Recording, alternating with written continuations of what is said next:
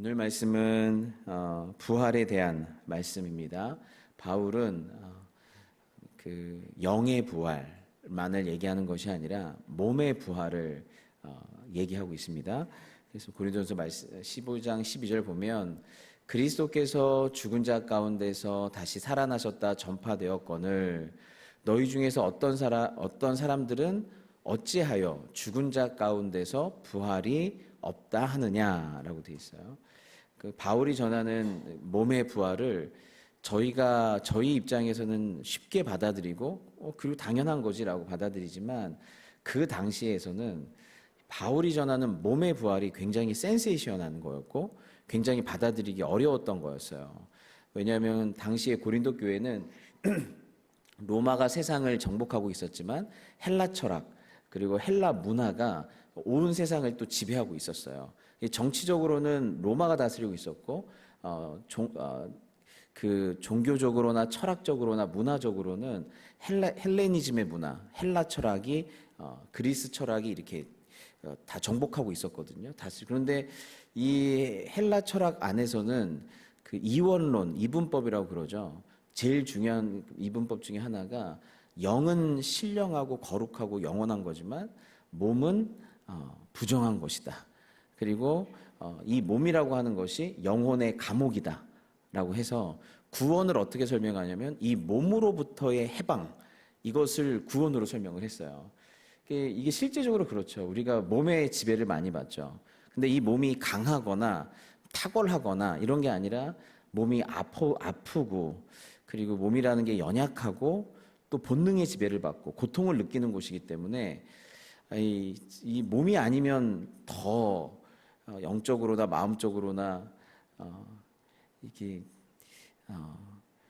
그 자유로울 것 같은데 우리의 어떤 영혼이 계속 몸의 본능이나 몸의 아픔이나 이런 거에 계속 지배를 받고 있기 때문에 여기서부터 자유로운 것이 구원이다라고 설명을 한 거죠. 근데 바울은 뭐라고 얘기하냐면 전혀 다른 얘기를 하는 거예요. 몸이 하나님이 거하시는 성전이고 그리고 우리가 앞으로 잠자는 자들의 천녀매가 되신 예수 그리스도를 통해서 결국에는 몸의 부활이 최후 심판 때에서 몸의 부활이 있을 것이다. 그러니까 가장 위대한 소망으로서 몸의 부활을 얘기하고 있는 거예요. 중간 단계에 있는 게 아니라 최종적으로 가장 위대한 소망 중에 하나가 우리가 몸으로서 부활하여서 우리의 영과 마음과 혼만 살아 움직이는 것이 아니라 우리의 영혼과 몸이 온전한 통일체로서 전인격적이고 통전적 존재로서 하나로서의 회복을 얘기하고 있는 거예요. 그걸 최종적인 소망으로 얘기하고 있는 것입니다. 그래서 기독교는 몸을 학대하거나 소홀히 하거나 마음만 괜찮으면 되고 몸은 함부로 해도 되고 이런 것이 아니라 몸을 그 어느 종교보다도 귀히 여기고 또 몸 안에서 소망을 갖고 있는 것이 기독교라고 보시면 되겠습니다. 그러면서 부활에 대해서 얘기를 하는데 부활이 없다면 어떻게 될 것이냐, 부활이 없다면 어떻게 될 것이냐 라고 하면서 이 우리의 믿음 안에서 이 부활이 갖고 있는 이 포션, 부활이 갖고 있는 이 중요성에 대해서 설명을 하는데 한 7가지를 얘기해요. 부활이 없다면, 부활이 없다면, 부활이 없다면 7번이나 얘기하는데 첫 번째로 부활이 없다면 만일 죽은 자의 부활이 없으면 그리스도도 다시 살아나지 못하셨을 것이다. 그리고 그리스도가 잠자는 자들의 첫 열매가 되지 못하면 우리에게도 부활의 소망 이런 것들은 없는 거죠. 그렇기 때문에 부활이 너무너무 중요하다라고 얘기를 하고 있고 두 번째는 그리스도께서 만일 다시 살아나지 못하셨으면 우리가 전파하는 것도 헛것이요 너희 믿음도 헛것이며 이렇게 있죠. 그리스도께서 다시 살아나지 못하셨으면 부활이 없었다면 우리가 전파하는 것도 헛것이고 우리의 믿음도 헛것입니다. 이 2가지가 중요해요. 우리가 전파하는 것과 우리가 믿는 것과. 기독교는 무언가를 전파하는 증인의 종교죠. 그래서 어느 정도 살아내서 어느 경지에 도달하라 하는 종교가 아니라 무엇을 전파하라고 하는 종교예요. 전하라고 하는 종교예요. 증언의 종교거든요. 그렇기 때문에 무엇을 믿길래 전하는가? 그리고 이들의 전함에는 무슨 믿음이 있는가? 이걸 같이 확인할 필요가 있겠죠. 그래서 전파와 믿음이 함께 가는데, 그럼 우리가 전파하는 것이 무엇이냐? 고린도후서 3장 15장 3절에서 8절에 나오는데, 내가 받은 것을 먼저 너희에게 전하였노니 이는 성경대로 그리스도께서 우리 죄를 위하여 죽으시고, 바울도 뭐래요? 내가 받은 것을 너희에게 전했대요. 바울도 전파를 받은 것을 너희에게 전하는데, 이는 성경대로 그리스도께서 우리 죄를 위하여 죽으시고 장사 지낸 바 되셨다가 성경대로 사흘 만에 다시 살아나서, 그분이 죽으셨다. 우리 죄를 위하여 죽으셨다. 그리고 성경대로 사흘 만에 살아나셨다. 그러니까 우리 죄를 위해서 죽으셨고 장사 지내셨다라는 건 뭐냐면 완전히 죽으셨다는 뜻이에요. 진짜 생명이 끊어지셨다는 뜻이에요. 그러니까 완전히 죽으셨다. 육체의 생명이. 장사 지낸 바 되었다가 성경대로 사흘 만에 다시 살아나서. 이게 우리가 전파하는 거예요. 그분이 죽으셨고 다시 살아나셨다.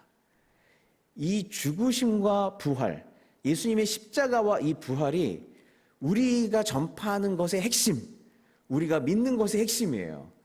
그리고 게바에게 보이시고 후에 12제자에게와 그 후에 500의 형제에게 일시에 보이셨나니 그 중에 지금까지 대다수는 살아있고 어떤 사람들은 잠들었으며, 그 후에 야고보에게 보이셨으며 그 후에 모든 사도에게와 맨 나중에 만삭되지 못하여 난 자 같은 내게도 보이셨느니라.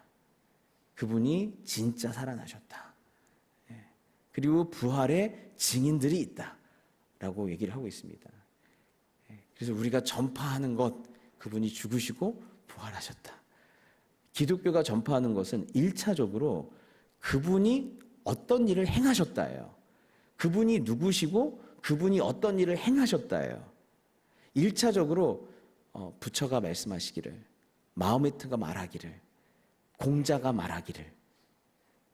우리가 생각하는 타 종교들의 특징은 뭐냐면 그들의 가르침이나 모범이나 아니면 사랑이나 뭐 이런 것들이 중요해요. 그들의 가르침과 모범이 중요한데, 기독교는 가르침이 먼저 있질 않아요. 중요하지만 그게 본질이 아니에요. 기독교의 본질은 그분이 어떤 일을 행하셨다예요. 그분이 죽으시고 부활하셨다예요. 그게 우리가 전파하는 거예요. 그래서 뭔가 심오한 것 같지도 않고, 뭔가 이렇게 우리가 그러잖아요. 기독교를 전파할 때 예수님이 말씀하시기를 원수를 사랑하라고 그러셨어. 오른편을 맞으면 왼편을 다리라고 그랬어. 대접받고자 하는 대로 대접하라고 그랬어. 이런 거 전하지 않잖아요. 예수가 그리스도시다. 예수가 우리 죄를 위해서 죽으셨고 부활하셨다. 그분의 정체성과 그분이 행하신 일을 전하잖아요. 왜냐하면 그분의 가르침으로 우리가 구원받는 게 아니에요. 어떤 탁월한 사람들의 가르침으로 구원받는 게 아니에요. 그분의 죽으심과 부활로 우리가 구원받아요. 그분의 죽으심과 부활로 우리가 생명을 얻어요. 수 없는 탁월한 가르침들이 있지만, 그것이 너무너무 좋은 가르침이지만 그것이 우리에게 생명을 주는 게 아니에요. 그것이 우리에게 구원을 가져다 주는 게 아니에요. 그것이 우리에게 하나님 나라를 가져다 주는 게 아니에요. 우리가 가르침을 들어 깨달아서 스스로 변화될 수 있는 능력이 우리 안에 있다면 주님은 가르침을 주러 오셨어야 돼요. 근데 그러할 능력이 없기 때문에 구원자가 오신 거예요. 말씀을 이루러 오신 말씀이신 거예요. 그렇기 때문에 주님은 이 땅에 오셔서 그 말씀, 주님의 약속을 이루신 것이죠. 그렇기 때문에 그분의 행하심, 그리고 그분의 행하신 그 일이 무엇이냐면 죽으시고 부활하셨다라는 것입니다. 그래서 그 어떤 세상의 그 어떠한 스승도, 아주 멋있는 얘기들은 비슷하게 한 것 같은데, 그 어떠한 스승도 자기의 무덤을 비우지는 못했어요. 자기의 무덤을 비우지는 못했어요. 죽고 죽음에서 일어난 사람이 없어요. 지금까지 살아있는 사람이 없어요. 오직 예수님만 무덤을 비우셨어요. 예수님만 무덤을 비우셨어요. 우리는 그것을 전파하는 것이죠. 그래서 우리가 전파하는 것과 믿음, 그래서 이 말씀을 들으면 어때요? 예수님이 죽으셨고 부활하셨다. 이 말씀을 들으면 우리 안에 뭐가 생기냐면요, 믿음이 생겨요. 그리고 나도 이 부활 생명에 참여하고 있구나라고 하는 믿음이 생겨요. 삶에 어떤 믿음직함이 생겨요. 그러므로 믿음은 들음에서 나며 들음은 그리스도의 말씀으로 말미암대요. 믿음이 어디서 생긴대요? 들어야 된대요. 근데 무엇을 들어야지 믿음이 생기대요? 그리스도의 말씀, 그리스도에 관한 말씀, 그리스도를 내용으로 하고 있는 말씀을 얘기하는 거예요. 그러니까 여러분은 예수님에 대해 들어야, 예수님을 들어야, 믿음의 대상이신 그분에 대해 들어야, 그분이 누구신지 어떤 일을 행하셨는지 그걸 들어야, 그분께 포커스해야 뭐가 생겨요? 그분에 대한 믿음이 생기는 거예요. 그분에 대한 믿음이 자라는 거예요.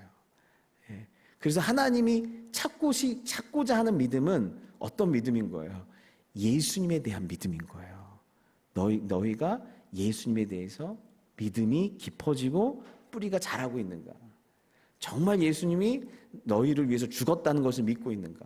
그 사랑을 믿고 있는가?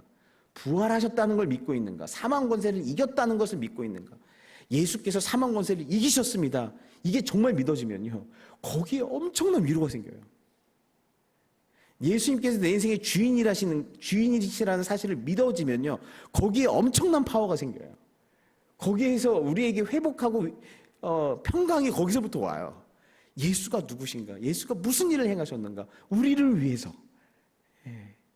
그래서 믿음은 들음에서 나면, 들음은 그리스도의 말씀으로 말미암는 줄 믿습니다. 그래서 우리가 전파하는 것이 믿어지는 것. 그래서 그리스도인이 돼요. 그리스도인이 돼요. 그러면 15절에 또 우리가 하나님의 거짓 증언으로 발견되리니 부활이 없다면 우리가 하나님이 그리스도를 다시 살리셨다고 증언하였습니다. 만일 죽은 자가 다시 살아나는 일이 없으면 하나님이 그리스도를 다시 살리지 아니하셨으리라. 우리가 하나님의 거짓 증인으로 발견될 것이다.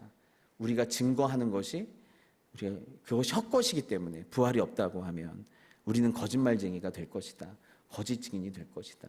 하지만 우리 모두는 2000년 동안 예수가 죽으셨고 부활하셨고 지금도 살아계셔서 성령으로 통치하시고 그리고 살아계신 주님이 다시 오실 것이고 우리는 그분과 영원히 함께 살 것이고 생명의 종교예요. 예수 그리스도의 죽음으로 탄생한 생명의 종교예요. 생명의 빛이에요. 그 생명을 계속 얘기하고 있는 거예요. 그리고 그 생명을 전하고 있는 거예요. 그래서 그 생명을 전하는 것이다 라는 것입니다. 그래서 우리가 전파하는 것, 우리의 믿음은 헛것이 아닙니다. 우리는 헛것을 전파하는 것이 아니라 빈 무덤을 전파하고 있습니다. 진실로 그가 다시 살아나셨다. 사망이 그를 묶어놓을 수 없다. 무덤이 그를 묶어놓을 수 없다. 그리고 이 교회도 그분을 묶어놓을 수가 없어요.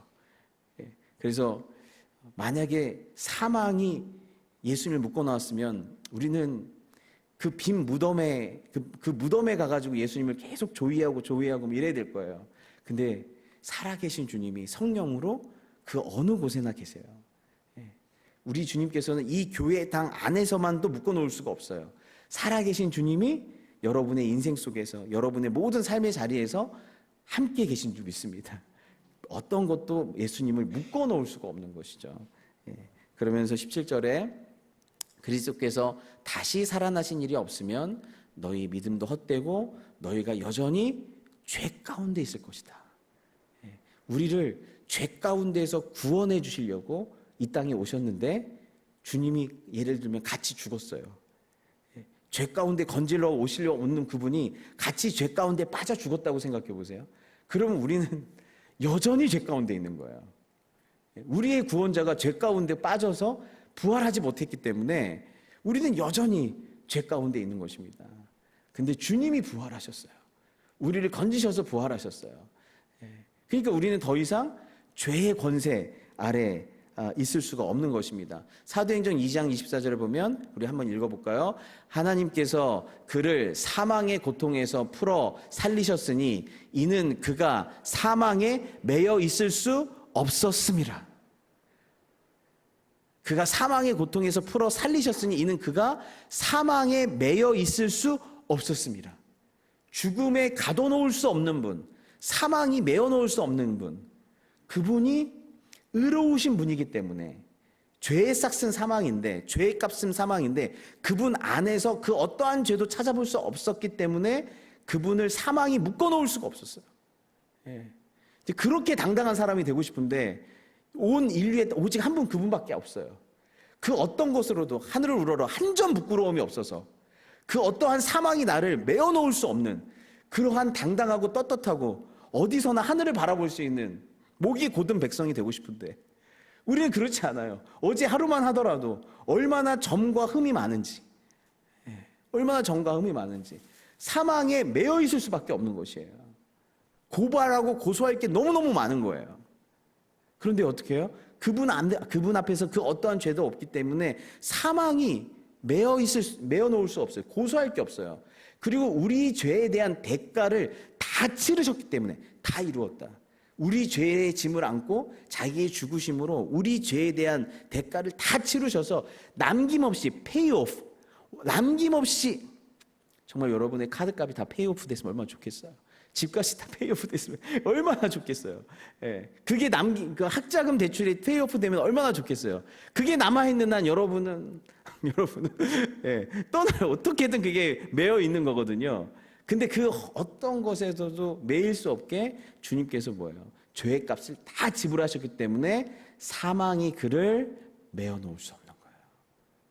사망이 예수님이 부활하셨다는 건 주님께서 내 죄의 모든 대가를 다 치르셨구나. 죄의 모든 형벌을 다 받으셨구나.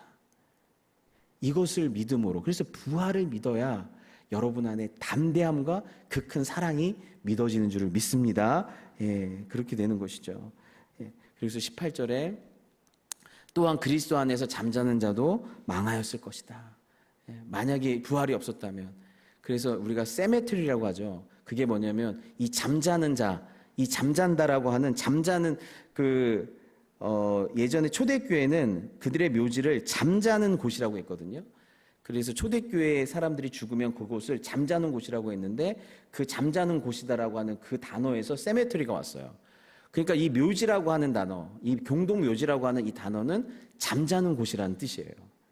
그러니까 그 잠자고 있다라는 건 무슨 뜻이에요? 언젠가는 깨어난다는 뜻이죠. 어저께도 지나가는데 그 세메터리를 지나갔어요. 우리 김종훈 목사님 지금 잠자고 계신 세메터리를 지나갔는데 그런데 그걸 보면서 부활 설교를 준비하니까 목사님 언젠가 깨어나시겠네요. 잠자는 분들이 언젠가 깨어나시는 거예요. 그래서 그리스도인들을 죽었다라고 안 하죠. 잠잔다. 새로운 곳에서 눈 뜰 거니까 다시 온전한 몸으로 새롭게 눈 뜰 거니까 그래서 잠자고 있다라고 하는 것입니다. 그래서 잠자는 자들은 망한 자들이 아니라 그들은 진짜 잠자는 자고 다시 일어날 자들이다라고 하고 있습니다.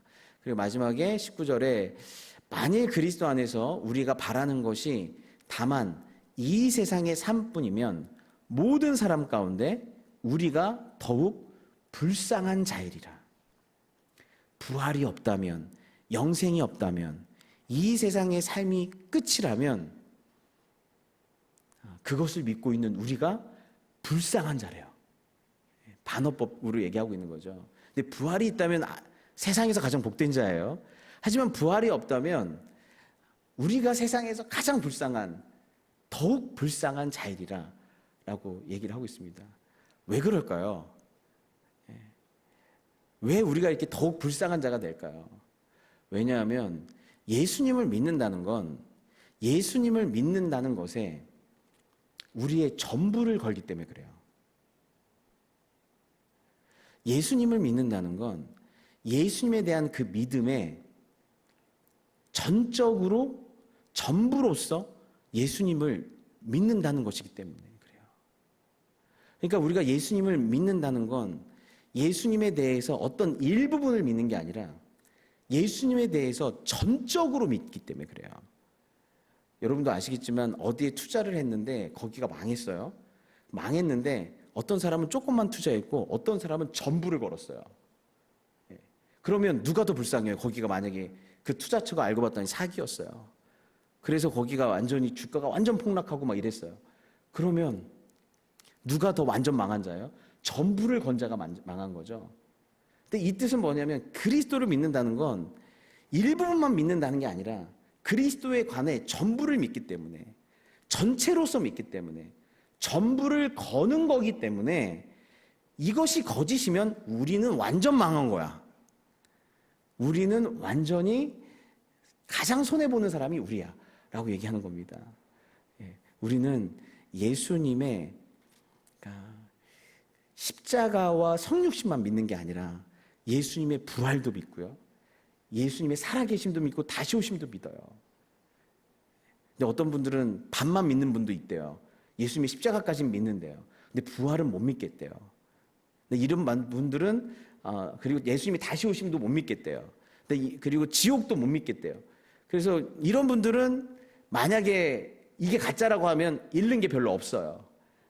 하지만 우리는 다 믿잖아요.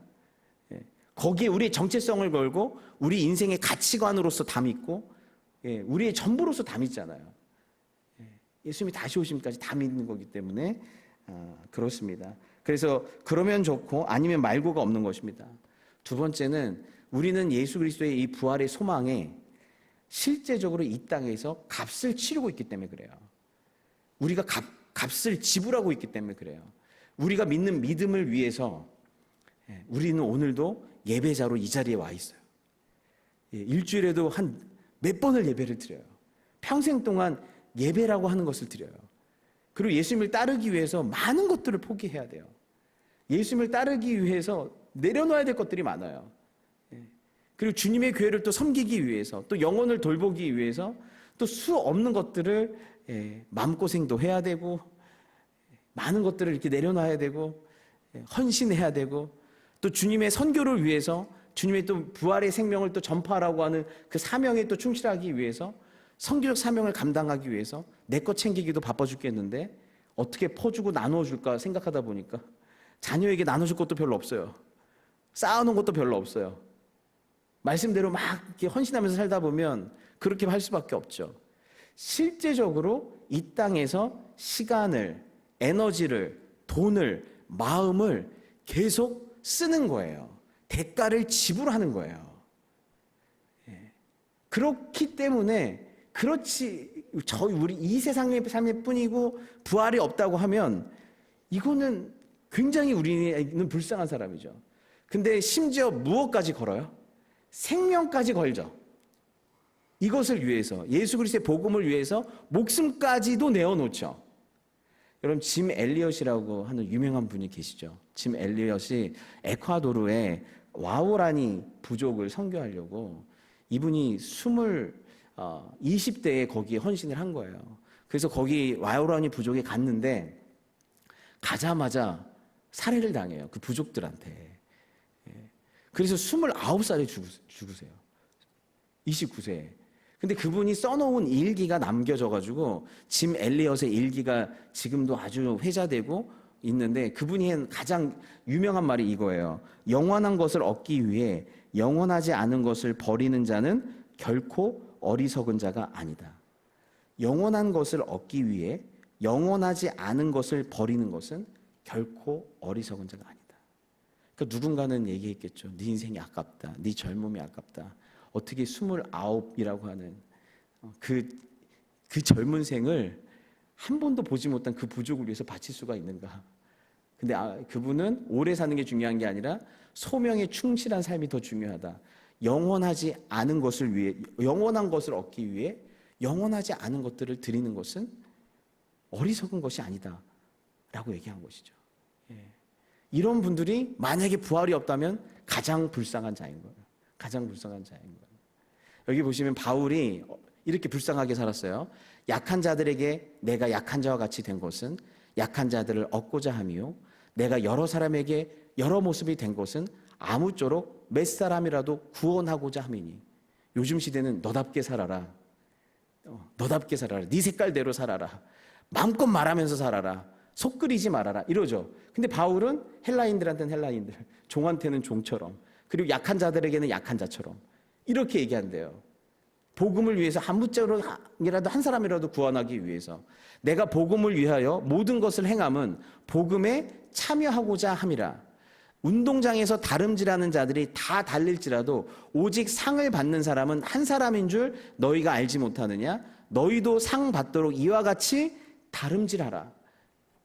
이기기를 다투는 자마다 모든 일에 절제하나니 그들은 썩을 승리자의 관을 얻고자 하되 우리는 썩지 아니할 것을 얻고자 하노라.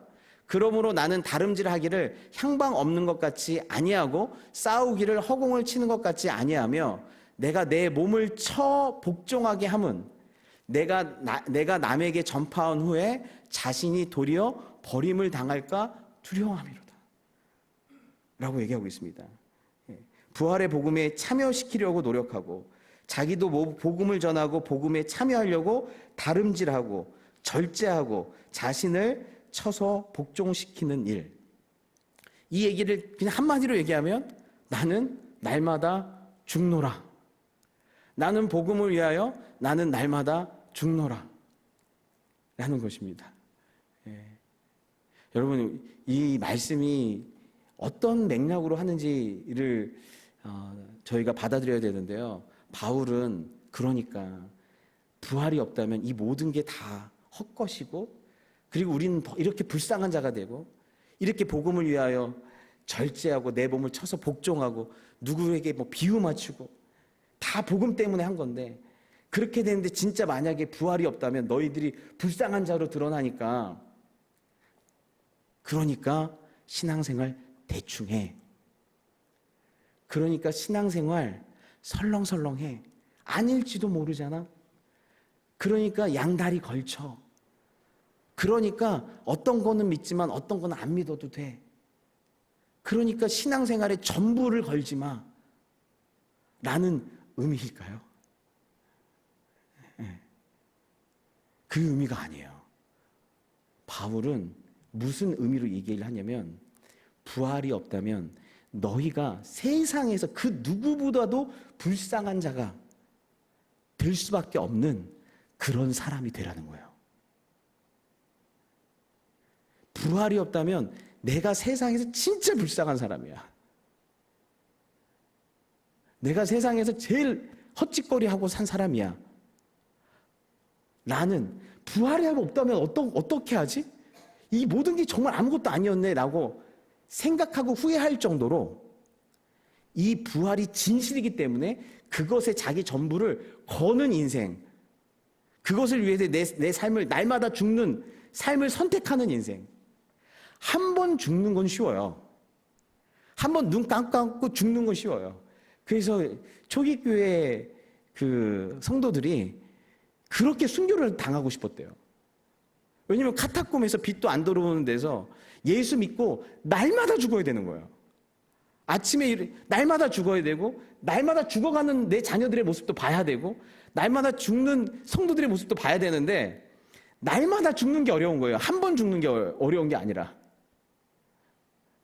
근데 그 부활의 소망 때문에 자기가 날마다 죽는 거예요. 날마다. 그것을 전부로 믿고 거기에 내 인생 전체를 걸고 생명을 걸고 날마다 죽기 때문에, 만약에 부활이 없다면 나는 가장 불쌍한 사람이야. 근데 너희는 어떻게 신앙생활 하라고요? 부활이 없으면 세상에서 내가 제일 불쌍한 사람이야 라고 느껴지게끔 신앙생활 하라는 거예요. 그렇게 열심을 내라는 거예요. 날마다 죽음에 참여하라고 말씀하시는 거예요. 왜냐하면 예수님은 정말 죽었다가 부활하셨고, 이 부활은 하나님의 약속이기 때문에 반드시 우리가 이 부활의 소망에 참여할 거기 때문에 그렇다는 거예요. 그러면서 이렇게 말씀합니다. 고린도전서 52절에 보면, 15장 52절에 나팔 소리가 나매 죽은 자들이 썩지 아니할 것으로 다시 살아나고 우리도 변화되리라. 이 썩을 것이 반드시 썩지 아니할 것을 입겠고, 이 죽을 것이 죽지 아니함을 입으리로다. 죽지 아니하는 몸, 썩지 아니하는 몸으로 부활할 거라는 거예요. 이 썩을 것이 썩지 아니함을 입고 이 죽을 것이 죽지 아니함을 입을 때에는 사망을 삼키고 이기리라고 기록된 말씀이 이루어지리라. 우리 주 예수 그리스도로 말미암아 우리에게 뭘 주세요? 승리를 주시는 하나님께 감사하노니, 그러므로 내 사랑하는 형제들아, 부활이 확실하기 때문에 그러므로 내 사랑하는 형제들아, 견실하며 흔들리지 말고 항상 주의 일에 더욱 힘쓰는 자들이 되라. 이는 너희 수고가 주 안에서 헛되지 않은 줄 알미라. 아멘. 헛되지 않음으로 끝날 거니까. 만약에 부활이 없다면 제일 불쌍한 자이겠지만 너희들의 끝은 헛되지 않음이기 때문에 전부를 걸고 신앙생활하는, 전체로서 신앙생활하는 이 삶을, 날마다 죽는 이 삶을 계속 살아가라는 거예요. 저희가 수요 예배 때 이 찬양을 불렀는데 김용 장로님이 인도해 주셔서 가사가 너무 좋은 거예요. 나의 평생에 가장 복된 일은 내가 예수님을 만난 것이라. 나의 평생에 가장 잘한 일은 내가 예수님을 주로 섬긴 것이라. 이 찬양의 이 가사가 너무 막 와닿는 거예요. 부활이 없다면 내 평생에 가장 저주스러운 일은 예수님을 만난 거예요.